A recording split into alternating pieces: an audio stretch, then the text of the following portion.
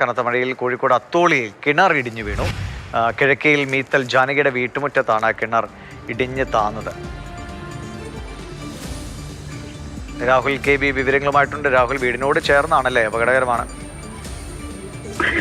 ദിവിഷ്, അതെ, ഈ കിണർ ഇടിഞ്ഞതോടുകൂടി ഈ വീടിനുമുള്ള അപകട സാധ്യത വർദ്ധിപ്പിക്കുകയും ചെയ്യുന്നുണ്ട്. അതിന്റെ ആശങ്ക വീട്ടുകാർക്കുണ്ട്.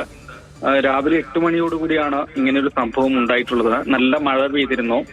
വീട്ടുകാരി, അതായത് കിഴക്കയിൽ മീത്തൽ ജാനകി അമ്മ എന്നയാളുടെ വീടാണ്.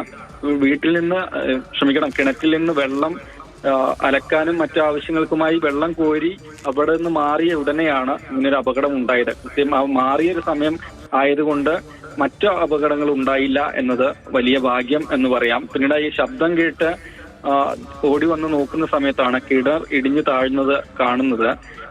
ഇനി കുറച്ചു ഭാഗം കൂടിയുണ്ട്. ഇനി മഴ പെയ്യുന്ന സമയത്ത് ആ ഭാഗം വീണ്ടും ഇടിഞ്ഞു വീഴാനുള്ള ഒരു സാധ്യതയും ഉണ്ട്. അതുകൊണ്ട് വീടിന്റെ ഭാഗം അപകട സാധ്യത വർദ്ധിപ്പിക്കുകയും ചെയ്യുന്നുണ്ട്. പഞ്ചായത്ത്, വില്ലേജ് അധികൃതർ ഏതായാലും വീട്ടിലെത്തി ഈ പരിശോധന നടത്തുകയും ചെയ്തിട്ടുണ്ട്. ദിവിഷ്, ശരി. രാഹുൽ KB ആണ് വിവരങ്ങൾ നൽകിയത്.